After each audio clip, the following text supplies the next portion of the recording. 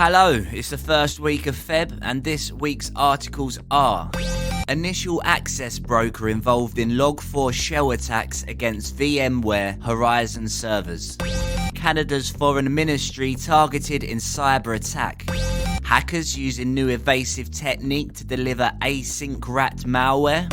Apple patched 2 zero-day bugs and other flaws with iOS 15.3 and Safari 15.3.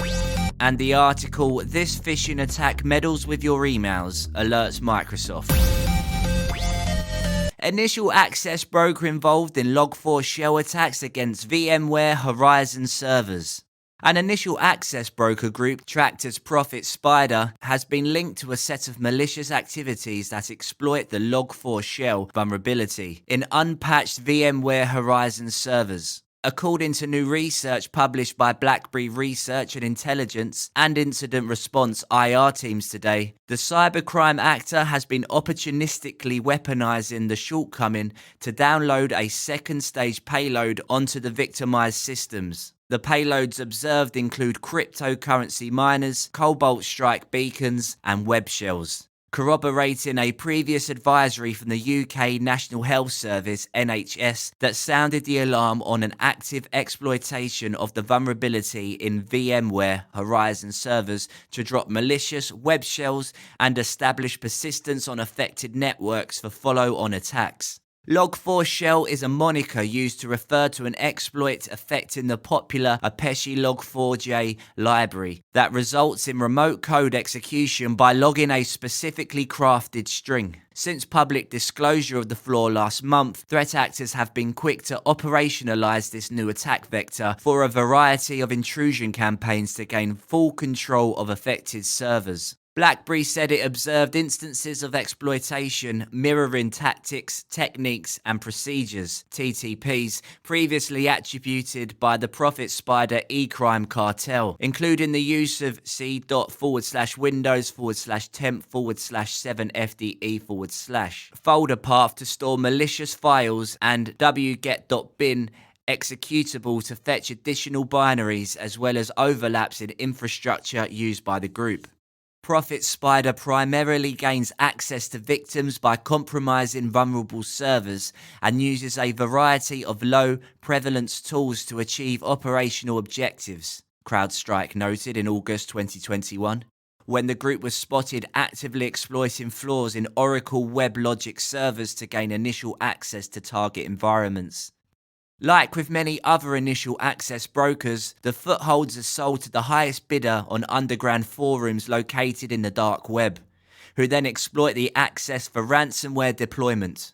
Profit Spider is also known to be active since at least May 2017. This is far from the first time internet-facing systems running VMware Horizons have come under attack using Log4 shell exploits. Earlier this month, Microsoft called out a China-based operator tracked as DEV0401 for deploying a new ransomware strain called Night Sky on the compromised servers. The onslaught against Horizon servers has also prompted VMware to urge its customers to apply the patches immediately.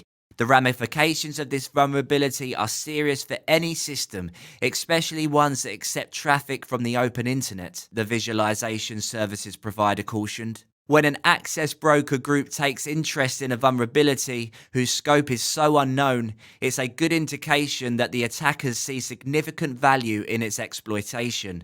Tony Lee, Vice President of Global Services Technical Operations at BlackBerry, said, "It's likely that we will continue to see criminal groups exploring the opportunities of the Log4 shell vulnerability, so it's an attack vector against which defenders need to exercise constant vigilance," Lee added. And the source of that article is the Hackers News. Canada's foreign ministry targeted in cyber attack. Canada's foreign ministry was hit by a cyber attack last week that is still preventing diplomats from accessing certain online services, federal cybersecurity agencies confirmed on Monday. A day after the attack, which took place on January 19th, Canada's Federal Cybersecurity Agency warned that the critical infrastructure needed stronger defences against Russian state-sponsored cyber threats. However, Canada's government said on Monday that it did not know the origin of last week's attack. There is no indication that any other government departments have been impacted, the Treasury Board of Canada, which manages government operations, said in its statement. Noting that the Canadian government faces daily cyber threats, the department said these can result from system or application vulnerabilities or from deliberate, persistent, targeted attacks by outside actors to gain access to information. The revelation of the attack comes with international tensions rising around Ukraine, which the West believes is under threat of Russian invasion. In recent days, Kiev has claimed to have evidence of Moscow's involvement in a major cyber attack that targeted several Ukrainian government sites. The Kremlin has denied any Russian involvement. The source of that is the Defense Post. Hackers use new evasive technique to deliver AsyncRAT malware. A new sophisticated phishing attack has been observed delivering AsyncRAT Trojan as part of a malware campaign that's believed to have commenced in September 2021. Through a simple email phishing tactic with a HTML attachment, threat actors are delivering AsyncRAT, a remote access Trojan designed to remotely monitor and control its infected computers through secure encrypted connections. Michael Derivianchkin, security researcher at enterprise breach prevention firm Morphisec, said in a report. The intrusions commence with an email message containing a HTML attachment that's disguised as an order confirmation receipt. Opening the decoy file redirects the message recipient to a website prompting the user to save an ISO file. But unlike other attacks that route the victim to a phishing domain set up explicitly for downloading the next stage malware, the latest rat campaign cleverly uses JavaScript to locally create the ISO file from a base64 encoded string and mimic the download process. The ISO download is not generated from a remote server, but from within the victim's browser by JavaScript code that's embedded inside the HTML file, Derivianchkin explained.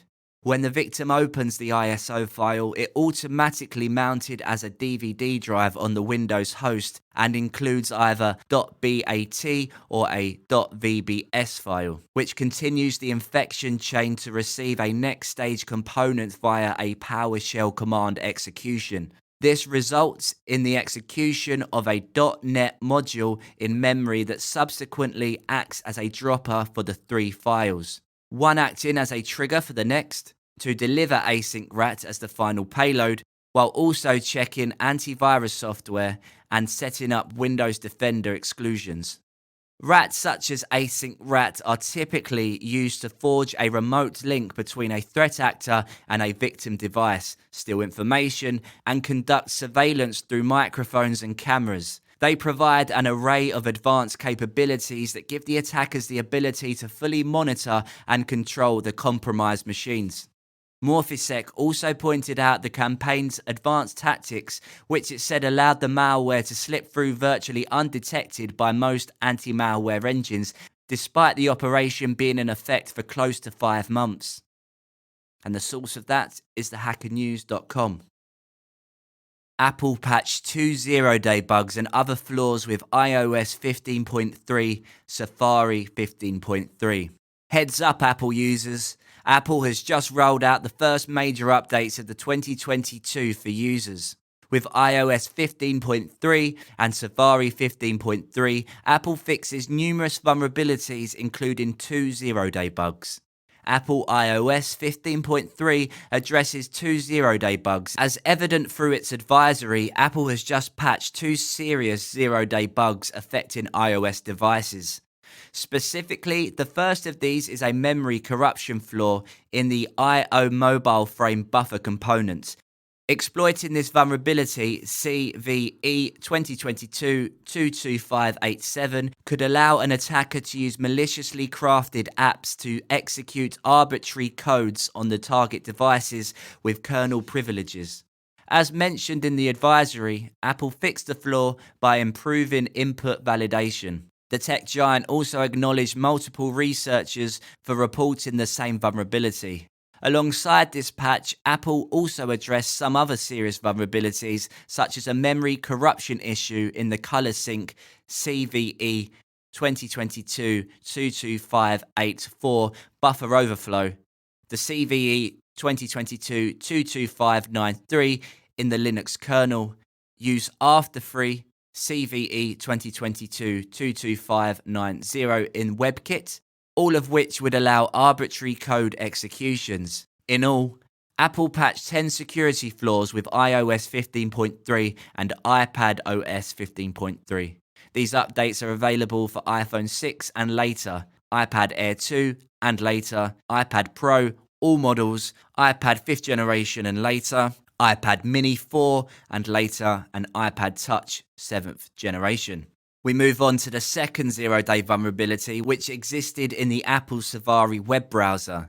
Describing it CVE 2022-22594 in a separate advisory, Apple stated that a cross-origin issue in the IndexedDB API could allow tracking users' data. The tech giant fixed this vulnerability with improved input validation. This is seemingly the same vulnerability that Fingerprint.js researchers disclosed earlier this month.